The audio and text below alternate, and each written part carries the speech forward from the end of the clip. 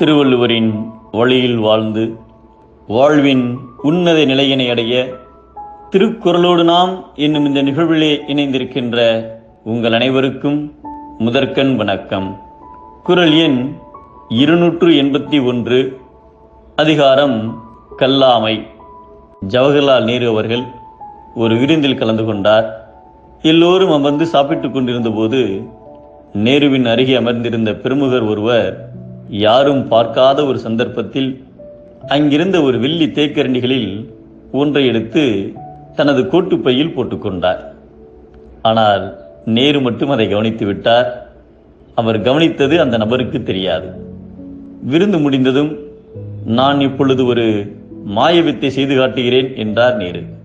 ஜவஹர்லால் நேருவுக்கு மாயவித்தை கூட தெரியுமா என அனைவரும் வியப்பாக பார்த்தனர்.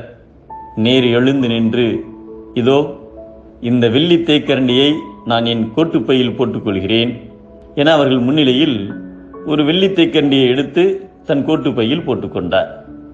பின்னர், நான் என் கோட்டுப்பையில் போட்டுக்கொண்ட அதே வெள்ளி தேக்கரண்டியை அருகில் இருக்கும் இந்த நண்பர் கோட்டுப்பையிலிருந்து வரவழைக்கிறேன் பாருங்கள் என்று சொன்னவாறே அந்த பிரமுகரின் கோட்டுப்பையில் கையை விட்டு அவர் ஏற்கனவே திருடி வைத்திருந்த வெள்ளி தேக்கரண்டியை வெளியே எடுத்தார். அனைவரும் நேருவின் அபாரமான மாயவித்தை திறமையை கண்டு கைதட்டினார்கள்.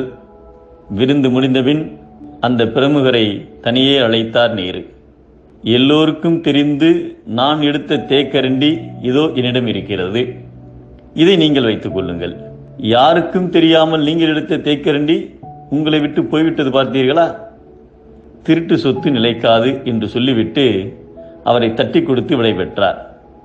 தான் பிறரால் இகழப்படாமல் வாழ விரும்புகிறவன் பிறர் பொருளை களவாடும் எண்ணம் தன் நெஞ்சை அணுகாதவாறு காத்துக்கொள்ள வேண்டும் என்பதை எல்லாமை வேண்டுவான் என்பான், எனைத்தொன்றும் கல்லாமை காக்க தன் நெஞ்சு என்கிறார் நம் தெய்வப்புலவர் திருவள்ளுவர்.